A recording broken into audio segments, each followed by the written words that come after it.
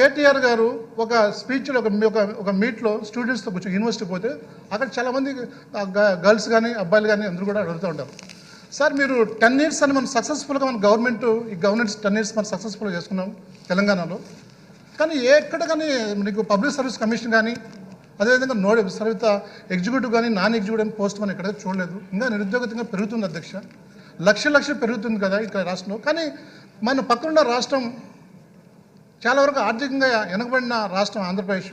గౌరవ ముఖ్యమంత్రి గారు సక్సెస్ఫుల్గా 2 రిక్రూట్మెంట్ చేశారంటే అధ్యక్ష.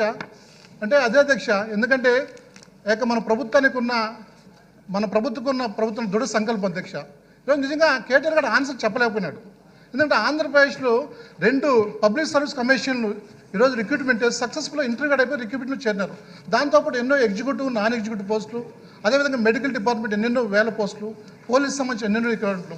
ఎందుకంటే మనం కోవిడ్లో మనం చూసాం, మొత్తం దేశంతో పాటు ప్రపంచం అంతా కూడా చాలా వరకు కూడా రకరకాల ప్రయత్నాలు. ఎందుకంటే మనకున్న డెవలప్ అయిన కంట్రీస్ ఉన్నాయి, బ్రిటన్ కావచ్చు, యుఎస్ కావచ్చు, జపాన్ కావచ్చు, యూరోప్లో. అక్కడ దాన్ని కట్టడి చేయాలనే పరిస్థితుల్లో చాలామంది లక్షల మంది చనిపోయిన పరిస్థితి మనం చూసాం. కానీ ఇక్కడ ఒకటే హ్యాండిల్ చేశారు అధ్యక్ష. ఎందుకంటే ఆ రోజు జగన్మోహన్ రెడ్డి గారు చెప్పింది 3 అంశాలు చెప్పినాడు. 3 అంశాలు: పారాసిటమాల్, సోషల్ డిస్టెన్స్, మాస్క్. చెప్పిన తర్వాత చాలామంది కూడా కామెడీ తీస్తున్నారు. ఎందుకంటే చంద్రబాబు నాయుడు ప్రతిదీ కూడా ఆయనకు ఎక్కువ కూడా ప్రజలకు ఇష్టమైనట్టు చేయడు కదా, దాన్ని కామెడీ తీస్తున్నారు. అదే 6 months తర్వాత మన రాష్ట్రంతో పాటు మొత్తం ప్రపంచం అంతా కూడా ఆ 3 నిబంధనలు పాటించి కరోనా కట్టడి చేసే పరిస్థితి తీసుకున్నారు అధ్యక్ష. అంటే దీని అర్థమైంది అధ్యక్ష, ముందు చూపున్న వ్యక్తి మన గౌరవ ముఖ్యమంత్రి జగన్మోహన్ గారు.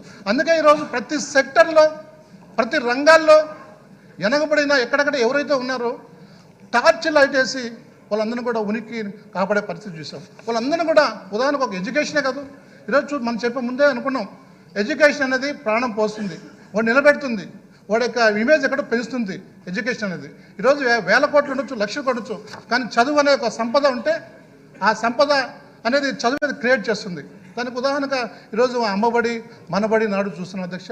దాంతోపాటు ఎక్కడికి ఎన్నికాలి అధ్యక్ష, ఎందుకంటే ప్రపంచంతో పోటీ పడాలంటే ఇంగ్లీష్ మీడియం అనేది మొత్తం ప్రపంచం ఎలా దాటిపోయే చేసే పరిస్థితి మనం. అంటే ప్రపంచంతో పోటీ పడే తీరు ఈ ఆంధ్రప్రదేశ్లో మనకు ఇచ్చిన ఈ పరిస్థితి అధ్యక్ష. అంటే ఇవన్నీ కూడా పెట్టాలంటే అధ్యక్ష ఒక ఆషామాషి విషయం కాదు, దానికి మనసు ఉండాలా, గట్స్ ఉండాలా, దానికి ధైర్యం ఉండాలా. కానీ అటువంటి బహుశా నా తెలిసి అయితే ఇంకా ఎంతోమంది ముఖ్యమంత్రులు నేను చూసాను అధ్యక్ష. దాదాపు నేనైతే 4 ముఖ్యమంత్రులు చూశాను అధ్యక్ష. దివంగత నేత రాజశేఖర రెడ్డి గారు చూశాను. ఆ ప్రయాణంలో ఒక 3 నెలలతో ఆయన ట్రావెల్ చేయాల్సి వచ్చినప్పటికీ ఆయన చేసిన సంక్షేమ పథకాలు రెండోసారి అధికారంలోకి వచ్చింది. మళ్ళీ 3 monthsకే మీకు ఆయన స్వర్గిస్తున్నాడు. తర్వాత చూసాం వచ్చింది కిరణ్ కుమార్ రెడ్డి ఈ రాష్ట్రాన్ని ఏ విధంగా భ్రష్టు పట్టించాడు, దాంతోపాటు రోసయ్య ఏ విధంగా దాన్ని మనం చూసాం. తర్వాత చంద్రబాబు నాయుడు వచ్చిన పరిస్థితి మనం చూసాం. కట్టుబడులతో బయటకు వచ్చాం అధ్యక్ష. ఉన్న సంపదను కూడా మొత్తం టోటల్గా దోచుకునే పరిస్థితి మనం చూసాం. కానీ దానికి భిన్నంగా ప్రజల జీవనిచ్చిన ప్రభుత్వం, దేవుడిచ్చిన ప్రభుత్వం, జగనన్న కష్టాలు వచ్చిన ప్రభుత్వం ఎక్కడే కానీ ఎన్నిక చూడకుండా ఈ రోజులు ప్రజల సంక్షేమం తీసుకుని మనం పోతున్నాం అధ్యక్ష. ఈరోజు అందుకే చాలా సందర్భాల్లో కూడా మనం చెప్తా ఉంటాం అధ్యక్ష. చాలా సందర్భంలో పూర్వీకులు ఇతిహాసాల్లో చెప్తా ఉంటారు, యాత్ర నార్వేంత పూజ్య రమేంత తత్ర దేవత. అంటే ఊరికే చెప్పాలి అధ్యక్ష. ఎక్కడైతే మహిళలను గౌరవిస్తారో, ఎక్కడైతే మహిళలను ఆరాధిస్తారో ఆ ప్రాంతం కూడా మొత్తం టోటల్గా సంతరిస్తుంది. బహుశా ఈరోజు ఆంధ్రప్రదేశ్ అదే జరుగుతుంది అధ్యక్ష. దాదాపు 3 కోట్లు ఉండే మహిళలు ఈరోజు ప్రతి నిద్ర లేస్తే దేవుడికి ముక్కుతారు నాకు తెలియదు, కానీ నేను కళ్ళారని చూసా అధ్యక్ష. జగన్మోహన్ రెడ్డి గారు బొమ్మ పెట్టుకొని నిజంగా దండం పెట్టుకుంటారు అధ్యక్ష. ఈయన వల్ల ఈరోజు 3 పూట్ల మేము భోజనం చేస్తున్నాము, ఈయన వల్ల ఈరోజు మా కూడు కూడా కట్టుకున్నాం అధ్యక్ష. నా ప్రాంతంలో మేము ఒక ప్రోగ్రాం చేసినప్పుడు చాలామంది లేడీస్ వాళ్ళు ఉపన్యాసించినప్పుడు నిజంగా కంట్లో నీరు వస్తుంది అధ్యక్ష. ఎందుకంటే ఒక ప్రమీల ఒక ఆమె చెప్తా అధ్యక్ష. ఆ ప్రమీ చెప్పాడు, మేము ఇంట్లో 3 కూతుళ్ళు అధ్యక్ష. మా నాన్న వచ్చి ఒక అటెండర్ అయినప్పుడు మాకు ఇల్లు లేదు, మాకు చదువు అక్కడికాడికే ఉన్నది ఎందుకంటే ఆర్థిక పరిస్థితుల వల్ల.